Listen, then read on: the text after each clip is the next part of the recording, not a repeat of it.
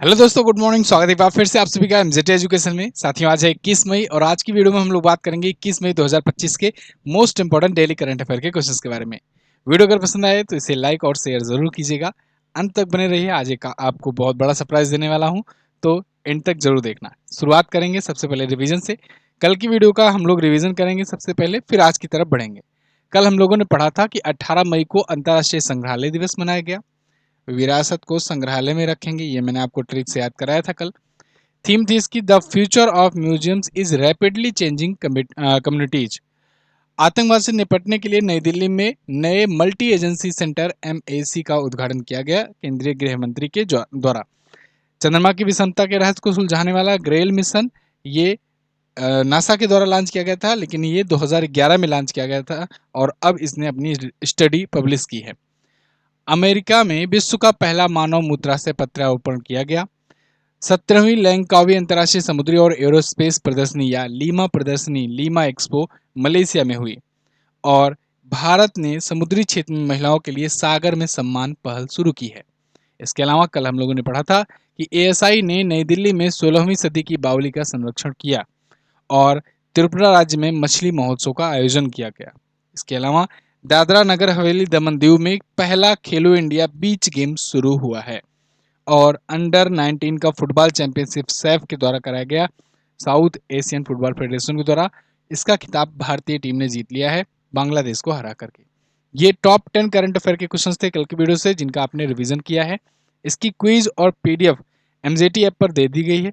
अगर आपने नहीं प्राप्त किया है तो आप जाइए यहाँ से प्राप्त कर सकते हैं। MJT app Google play store पर आपको मिल जाएगा। शुरू करते हैं।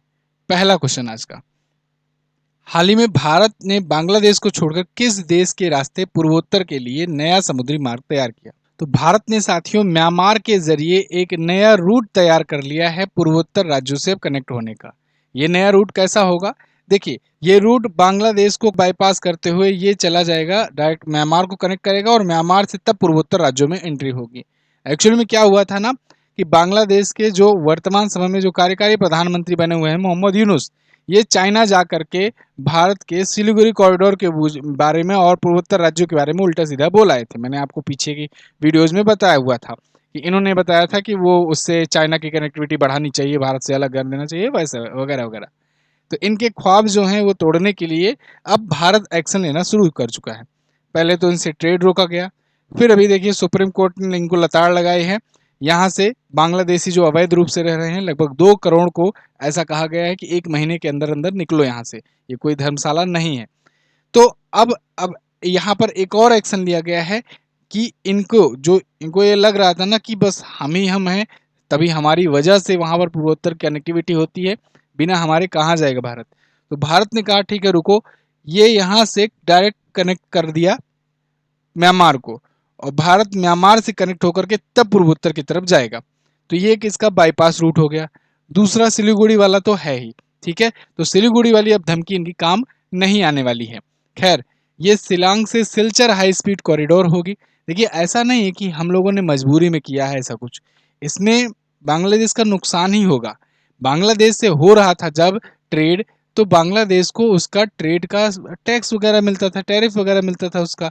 लेकिन अब ये खुद ही अपने पैर पे कुल्हाड़ी मार रहे हैं। तो यहाँ पर हम लोगों ने कहा ठीक है भाई, दूसरा रूट ढूंढ लेते हैं। तो अब तुमको जो मिलता था वो भी नहीं मिलेगा, वही अब म्यांमार कमाएगा।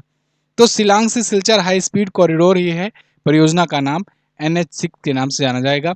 22,864 करोड़ की लागत से बनेगा। कुल 166.8 किलोमीटर का एक कॉरिडोर बनेगा। मेघालय में 22 किलोमीटर, असम में।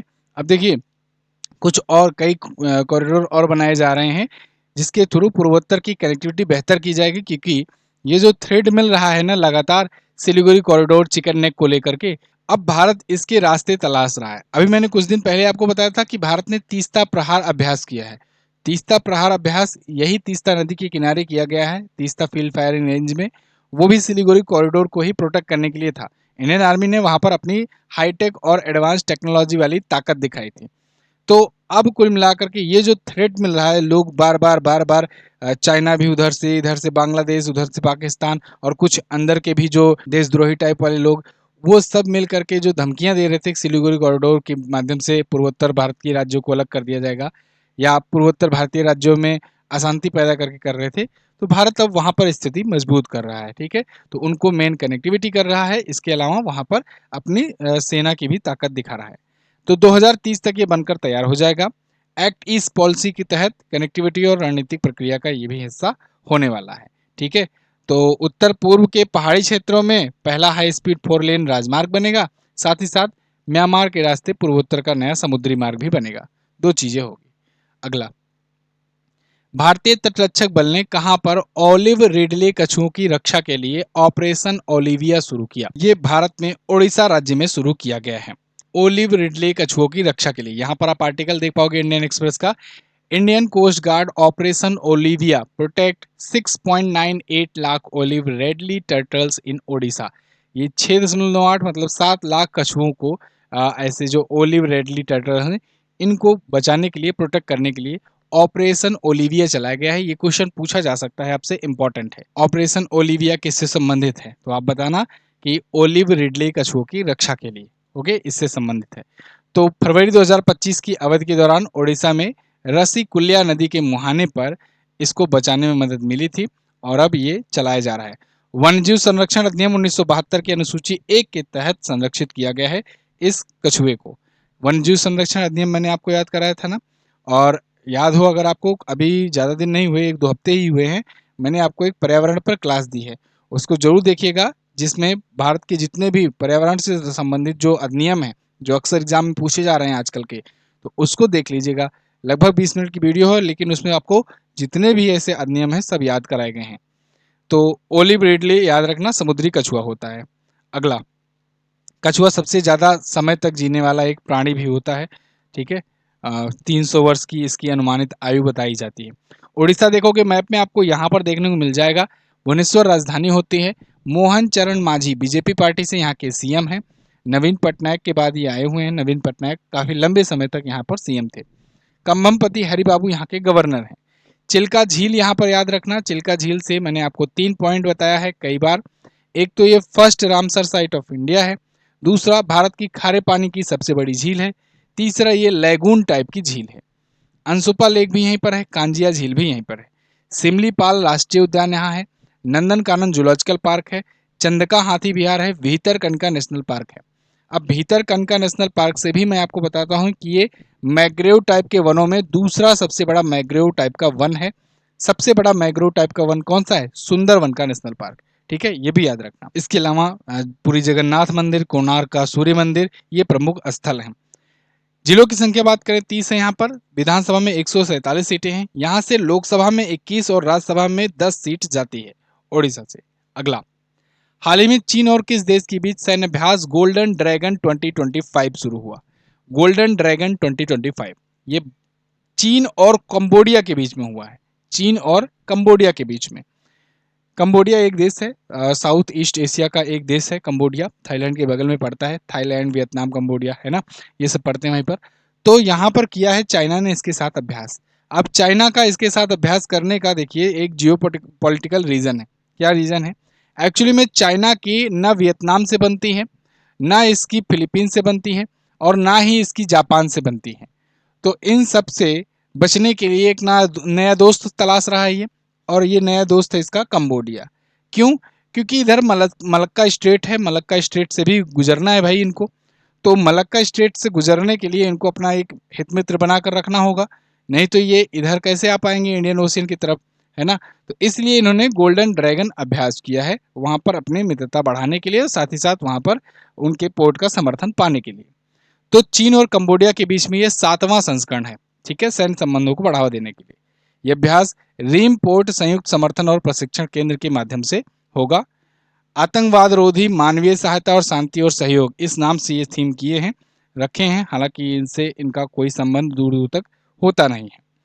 खैर, कुछ और सैन्य अभ्यास हैं, उनका हम लोग रिवीजन कर लेते हैं पहले। गोल्डन ड्रैगन ये तो मैंने आपको बताया। तीस्ता प्रहार अभी भारतीय सेना ने किया था तीस्ता फील्ड फायरिंग रेंज में। अभ्यास आक्रमण भारतीय वायुसेना ने किया, और ऑपरेशन सिंदूर भी किया। ऑपरेशन सिंदूर भी लिखना चाहिए तो मैं चलिए लिख दूंगा अगली बार। डेजर्ट फ्लैग 10 ये मल्टीनेशनल एक्सरसाइज है, यूएई में हुआ। दस्तलीक, दस्तलीक भारत उज्बेकिस्तान में, पूरे महाराष्ट्र में हुआ, भारत उज्बेकिस्तान के बीच में। और एआई केमी ये भारत और 10 अफ्रीकी देशों के बीच हुआ हिंद महासागर में। पासेक्स भारत न्यूजीलैंड ने किया। टाइगर ट्रम्प भारत अमेरिका ने किया। इनियोचस ये भारतीय वायुसेना ने किया। भारतीय वायुसेना हिस्सा ली, ग्रीस में हुआ। एक्चुअली में ये बहुराष्ट्रीय था, मल्टीनेशनल एक्सरसाइज ये भी था। इंदिरा इंडिया और रसिया के बीच में। और कॉर्पेट कोऑर्डिनेशन पेट्रोलियम भारत बांग्लादेश के बीच में हुआ था। ठीक है, चलिए अगला। सूडान ने 2023 के गृह युद्ध के बाद किसको वहां का पहला प्रधानमंत्री नियुक्त किया? तो सूडान से ही दक्षिण सूडान निकला है, जो कि 193वां यूएन का सदस्य है। सबसे लेटेस्ट वाला यूएन का सदस्य अभी तक दक्षिण सूडान ही है। इसके बाद अभी बलूचिस्तान बन सकता है, ठीक है ना। 194वां वो बन सकता है, 193वां दक्षिण सूडान है। दक्षिण सूडान यानी साउथ सूडान, सूडान से ही निकला है, ध्यान रखना। सूडान अलग देश है, दक्षिण सूडान अलग देश है, दोनों ही अफ्रीकी देश हैं। तो यहाँ पर गृह युद्ध हुआ था और तब से आज तक 2023 के गृह युद्ध के बाद आज तक वहां पर प्रधानमंत्री नहीं नियुक्त किया गया था। अभी जाकर के उनको पहला प्रधानमंत्री मिला है। ये प्रधानमंत्री कौन है? ये हैं कामिल इदरिस। यहाँ पर आप आर्टिकल देख पाओगे कि appointment of Kamil Idris comes as a war between the army and the rapid support forces revenge Sudan. तो ये बन गए हैं ऑफिशियल प्राइम मिनिस्टर और इनको नियुक्त किया गया है वहां के आर्मी के चीफ के द्वारा, अल बुरहान के द्वारा। मतलब वहां का जो आर्मी चीफ था अब तक वही हो रहा था कि कू किया था, तो अब आर्मी चीफ ने अपॉइंट किया है। और किससे अपॉइंट किया है? एक फॉर्मर यूएन ऑफिशियल, इनको as a UN as a prime minister नियुक्त कर दिया है। नाम है कामिल इदरिस, कामिल इदरिस, ठीक है। तो कामिल अल तायब इदरिस 2022 के बाद पहली बार किसी प्रधानमंत्री की नियुक्ति यहाँ पर हुई है। अब्दुल्ला हमदोक ने इस्तीफा दिया था। सूडान की राजधानी खार्तूम होती है। राजधानी कई बार एग्जाम में पूछी गई है सूडान की, याद रखना। और इसकी मुद्रा होती है सूडानीज पाउंड, ठीक है। राजधानी पूछा गया है इसका। अगला, किस राज्य सरकार ने किसानों को सशक्त बनाने के लिए विकसित कृषि संकल्प अभियान शुरू किया? विकसित कृषि संकल्प अभियान, तो विकसित कृषि संकल्प अभियान शुरू किया है त्रिपुरा की राज्य सरकार ने। आप यहाँ पर आर्टिकल देखिए, त्रिपुरा अनाउंसेस विकसित कृषि संकल्प अभियान to boost agriculture production. Agriculture production को बढ़ावा देने के लिए शुरू किया गया है इसके द्वारा, है ना। और अभी मैंने मछली महोत्सव कल ही आपको बताया था कि त्रिपुरा में आयोजित हुआ। यहाँ पर केंद्रीय कृषि मंत्री शिवराज सिंह चौहान गए थे और इन्होंने इसका उद्घाटन किया, विकसित कृषि संकल्प अभियान का। इसका उद्देश्य था जागरूकता बढ़ाना, कृषि उत्पादन को बढ़ाना और लागत में कमी लाना वहां के ग्रामीण इलाकों से। विकसित भारत एट 2047 मिशन का ये भी एक हिस्सा है। अब बहुत जरूरी बात साथियों, आप लोग की भारी डिमांड पर स्टैटिक जीके का राफेल 3.0 लॉन्च कर दिया गया है। राफेल 1 जो राफेल 2 आया था लास्ट बार वाला, वो 2022 में आया था। मतलब 3 साल के बाद राफेल 3.0 लाया जा रहा है। ये स्टैटिक जीके की अपनी ई बुक होती है। स्टैटिक जीके अमूमन डेटा स्टैटिक रहते हैं तो चेंज नहीं होते हैं, इसलिए जल्दी नहीं लॉन्च की जाती है। तो लास्ट बार वाली 2022 में आई हुई थी, लेकिन इस बार काफ़ी दिनों की मेहनत से काफ़ी ज़्यादा अपडेटेड पॉइंट के साथ इस बार ये आया है। इसका मैं सैंपल भी आपको दिखा रहा हूँ। इस बार की ई बुक बहुत ज़्यादा खास होने वाली है क्योंकि इस बार कंपटीशन का लेवल भी अब धीरे धीरे बढ़ गया है। ग्राफिक्स इसीलिए बढ़ा दिया गया है, कंपटीशन के लेवल के हिसाब से क्वेश्चंस की संख्या और कंटेंट का टाइप ये सब बढ़ा दिया गया है। और ये ई बुक अब और ज़्यादा एडवांस हो गई है। इसमें आपको 31 चैप्टर्स मिलने वाले हैं। 31 चैप्टर्स में आपको सब कुछ, भारत में प्रथम, इसके अलावा मुख्य मंदिर, मस्जिद, संस्थापक, यूनेस्को विरासत स्थल, राजधानी, मुद्रा, संसद, देशों की, और इसके अलावा भारत रत्न विजेता, प्रमुख पुरस्कार, शास्त्रीय नृत्य, लोक नृत्य, लोकगीत, वाद्य यंत्र, इसरो के चर्चित मिशन, केंद्र की प्रमुख योजनाएं, कंप्यूटर, इसके अलावा प्रधानमंत्री, राष्ट्रपति कार्यकाल, उपाधियां, बहुत सारी चीजें हैं। राज्यों में भी अगर मैं आपको दिखाऊं तो राज्य वाला ये पेज है ना, जो राज्य वाला पेज यहाँ वीडियो में दिखाया जाता है वो वाला नहीं है ये और अपडेटेड है। और अपडेटेड बोले तो जैसे इसमें राज्य में उस राज्य का राजकीय पुष्प क्या है, उस राज्य का राजकीय पक्षी क्या है, उस राज्य का राजकीय चिन्ह क्या है, हर एक राज्य के बारे में ऐसा दिया गया है। मतलब ये सारी डिटेल्स आपको, राज्य का स्थापना दिवस कब है, ये सब उसमें दिया गया है। इसके अलावा शास्त्रीय नृत्य डिटेल्स के साथ कितने होते हैं, क्या क्या होता है, किस शास्त्रीय नृत्य में क्या डांस होता है, किस प्रकार का होता है, ये सारी डिटेल। इसके अलावा मंदिर, मस्जिद, संस्थापक, अच्छा जो भी चीज़ें दी गई हैं वो शॉर्ट में भी दी गई हैं, फिर उसका डिटेल में भी दिया गया है। मतलब क्विक रिवीजन के लिए आप बाद में आकर शॉर्ट में अगर देखना चाहो एक बार, तो शॉर्ट में देख करके क्विक रिवीजन करके एग्जाम में जा सकते हो, और डिटेल पढ़ना चाहते हो तो वहीं पर डिटेल है, पहले डिटेल से समझ सकते हो। तो ये मेथड यूज किया गया है। जैसे आप ये देखो, वाद्ययंत्र, सबका फिगर वगैरह इमेज वगैरह लगाकर वाद्ययंत्र उनसे संबंधित वादक, उनके कौन कौन फेमस हैं, कौन कौन चर्चित हैं। इसके अलावा खेल, जो खेलों से संबंधित शब्दावलियाँ होती हैं, ठीक है, टूर्नामेंट्स होते हैं खेलों से संबंधित, कौन कौन से कैसे कैसे, मतलब पूरा अच्छे से आपके लिए ये स्टैटिक ई बुक तैयार की गई है। ये स्टैटिक ई बुक 99 रेट्स की है, लेकिन जैसा कि प्रथा है एमजेटी एजुकेशन की, शुरू के 3 दिनों के लिए आपको दिया जाता है डिस्काउंट। तो इस बार भी डिस्काउंट दिया जा रहा है और ये ई बुक आपको मिलेगी अभी 69 में। लेकिन इसके लिए क्या करना होगा, आपको एमजेटी कूपन कोड यूज करना होगा। ध्यान रहे, ऐप पर जाकर के लोगे, एमजेटी कूपन कोड यूज करोगे, तब आपको ये रेट 69 में मिलेगा, नहीं तो 99 वहाँ पर प्राइस शो कर रहा होगा। जब हम वहाँ पर आप पे करने जाओगे, उसके बाद वहीं एमजेटी डालकर अप्लाई कर देना, तब आपको 69 रेट्स में मिल जाएगा, और ये सिर्फ 3 दिनों के लिए होगा, उसके बाद ये प्राइस 99 हो जाएगी। ई बुक लेते समय एक बात और ध्यान रखना, एमजेटी ऐप में जब जाओगे, यहाँ पर ई बुक सेक्शन में जाओगे, स्टैटिक का ऑप्शन आपको मिल जाएगा, तो पुरानी वाली ई बुक मत ले लेना, 2022 वाली मत ले लेना, आपको 2025 वाली ई बुक लेना है, ठीक है ना। और जिनको सभी लेना है वो आल कैटेगरी पर सेलेक्ट करेंगे, उनको सब मिल जाएगा, लेकिन आपको 2025 वाली लेना है अगर एक लेना चाहते हो तो, ठीक है। चलिए अगला, क्योंकि वो 2022 में ही कंटेंट को और ज़्यादा अपग्रेड किया गया है, तो दोनों लेने का कोई फायदा नहीं है। आप 2025 वाला लोगे तो सब कवर हो जाएगा अच्छे से। हाल ही में आयोजित इटालियन ओपन 2025 का खिताब किसने जीता? इटालियन ओपन 2025, इसका खिताब जीत लिया है कार्लोस अल्कराज ने। अब देखो, अब आप में से कहोगे कि 2022 वाली हटाए क्यों नहीं, क्योंकि देखो बहुत सारे लोग जो हैं मतलब उसमें 2022 वाली लेकर बैठे हुए हैं, वो एप्लीकेशन पर जाकर के पढ़ा करते हैं, या कभी उनके मोबाइल से डिलीट हो जाता है, जाकर एप्लीकेशन से बार बार डाउनलोड करते हैं, इसलिए वो हटाया नहीं गया है ई बुक, और वो वैसे एज इट इज़ बना हुआ है, ठीक है। तो जिन्होंने वो खरीदा है पहले से, वो तो उसको रीड कर ही रहे होंगे। अब आप जब इसको खरीद लोगे तो ये भी वहाँ पर हमेशा के लिए रहेगा, आप जब चाहोगे तब जा करके डाउनलोड कर सकते हो, जितनी बार चाहोगे उतनी बार डाउनलोड कर सकते हो, और अपनी मोबाइल में निकाल सकते हो, ठीक है, प्रिंट आउट भी के लिए। इटालियन ओपन 2025 का खिताब कार्लोस अल्कराज ने जीत लिया है। यहाँ पर देखिए, कार्लोस अल्कराज का ये पहला इटालियन ओपन है, इन्होंने अपनी ज़िंदगी में अभी तक कोई इटालियन ओपन नहीं जीता था। जर्निक सिनर को इन्होंने हराया है, वो उपविजेता रहे। इनके मास्टर्स में देखा जाए तो 7वां खिताब था 1000 में, एटीपी टूर खिताब में 19वां इनका था, कार्लोस अल्कराज का। अच्छा, वहीं अगर महिला एकल में देखा जाए तो विमेन सिंगल भी पूछा जाता है, जैस्मीन पाओलिनी। जैस्मीन पाओलिनी एक उभरता नाम है टेनिस में, विमेन टेनिस में, और इन्होंने ये जीत लिया हुआ है इटालियन ओपन, ठीक है। आने वाले दिनों में आपको ग्रैंड स्लैम भी जीतती हुई नजर आएंगी। खैर, पुरुष युगल और महिला युगल आपको ज़्यादा याद करने की जरूरत है नहीं, इटालियन ओपन है, ग्रैंड स्लैम नहीं, ठीक है। इटालियन ओपन में केवल आप कार्लोस अल्कराज याद रखो और जैस्मिन पाओलिनी। अगला, भारत सरकार ने सार्वजनिक वितरण प्रणाली के लिए हाल ही में कौन सा ऐप लॉन्च किया? तो सार्वजनिक वितरण प्रणाली के लिए भारत सरकार के द्वारा ऐप लॉन्च किया गया है, इसका नाम है डिपो दर्पण, अन्न मित्र और अन्न सहायता। ये 3 ऐप लॉन्च किए गए हैं, एक नाम नहीं है, ये 3 ऐप लॉन्च किए गए हैं, तीनों को आपको याद रखना है। यहाँ पर आप आर्टिकल देख पाओगे, union food and consumer affair minister Shri Prasad Joshi launches depot Darpan portal, digital platform for Anna Mitra and Anna Sahayata. तो अन्न सहायता और अन्न मित्र और डिपोट पोर्टल, ये तीनों लॉन्च किए गए हैं। इनका तीनों का मतलब क्या होगा, उद्देश्य क्या होगा?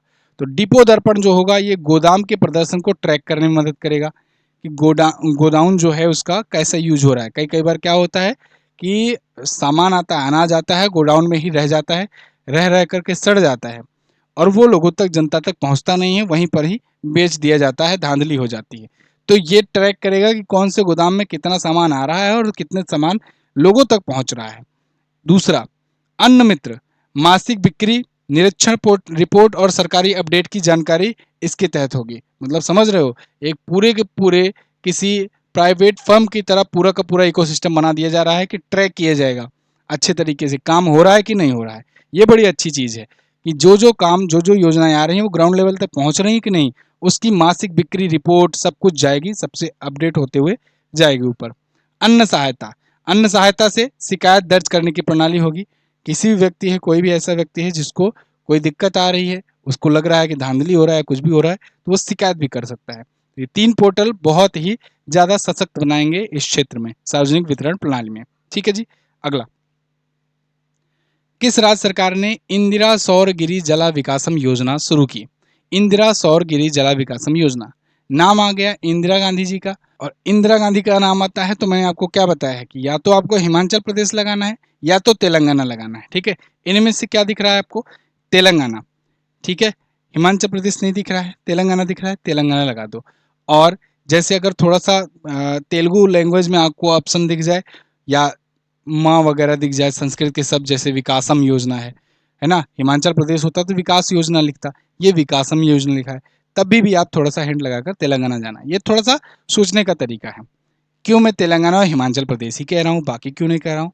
क्योंकि यहाँ 2 राज्य ऐसे हैं जहाँ पर कांग्रेस की सरकार है, और जो इंदिरा नाम रखा जाएगा कांग्रेस की गवर्नमेंट ही रखेगी, है ना, जहाँ पर कांग्रेस शासित राज्य होंगे वहीं पर रखा जाएगा, है ना।